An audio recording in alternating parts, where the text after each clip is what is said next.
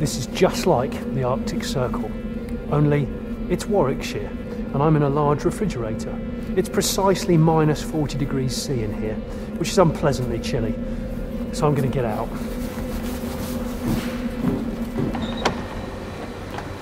Oh, that's better. This is the home of Land Rover's engineering facility in Gaydon, and the cold weather test is just one of many.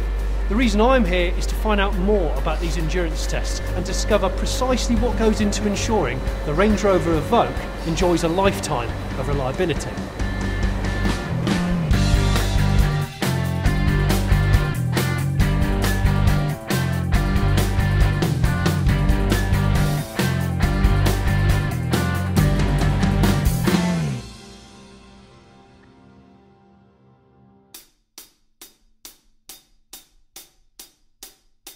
Range Rovers really are tested in the Arctic Circle, but before they get there, they have to pass various rig tests here at Gaydon. The guys here are literally trying to break every moving, hinging part by subjecting a lifetime of usage compressed into weeks, not to mention simulating different weather and temperature conditions.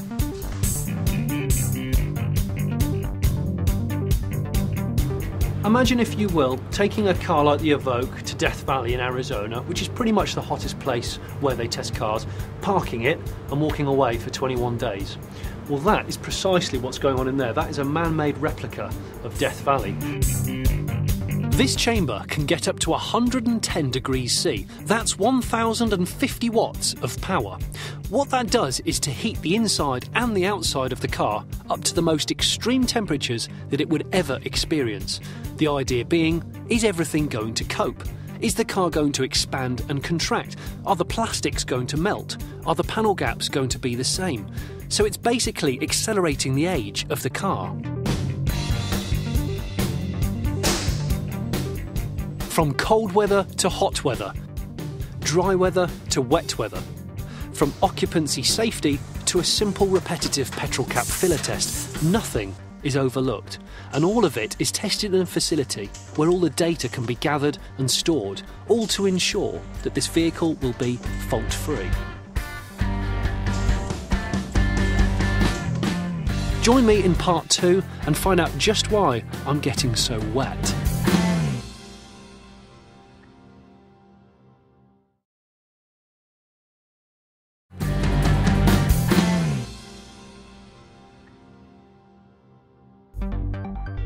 So far here at Gaydon, we've looked at some of the extremes of the temperature scales, but there's another, more common weather phenomenon that's just as problematic to car manufacturers, and Land Rover needs to test rigorously against it, and that's rain. This is the water test facility, because water really is a car's worst enemy. The theory is quite simple. The idea is to keep the inside of the Evoque and the occupants dry and happy, but that means the people outside the Evoque are likely to get drenched, because above me there's a rig that can simulate monsoon rain conditions in a matter of minutes. I think I'll probably be okay though, because I've got this anorak on and this brolly though. When they're testing, the car will be here for 4 hours, and over 4 hours there'll be about 85,000 litres thrown at it, which is like the third of an Olympic-sized swimming pool. Not a lot. It's actually really wet now already. I've been in there about 15 seconds. It's also the only rig of this type in Europe quite hard. And it tilts as well as rise and drop, so it simulates totally different angles. Not just they throw at it from above. Hopefully it's dry in there. It's not out here.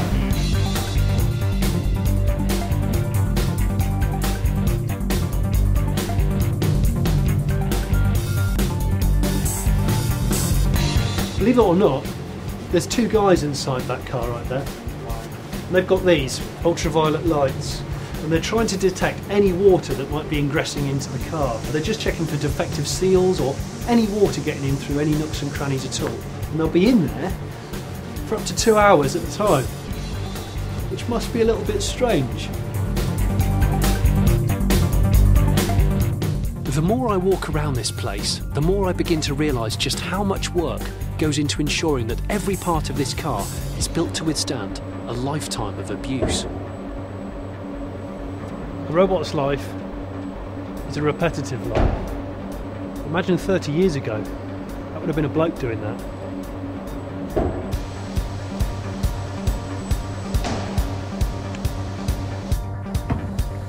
It's a relentless clutch and brake test. Quite attractive legs. This really is an incredible place. Every time I turn a corner, there's something new and interesting. A piece of amazing technology putting another amazing piece of technology through its paces. This is a window rig. The computer's going to make the window go up and down 26,000 times in about 8 weeks. I'm not going to be there for that long.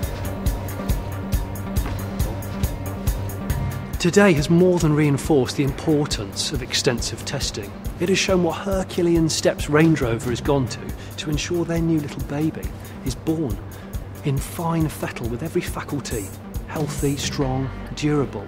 Never mind whether an owner wants to drive to Siberia for a winter of twitching or to Surrey to pick up an essential morning coffee. The point is to prove that it can do both, and to prove that before it goes anywhere near a spotlit showroom or an owner's driveway, that it works, and that it works properly.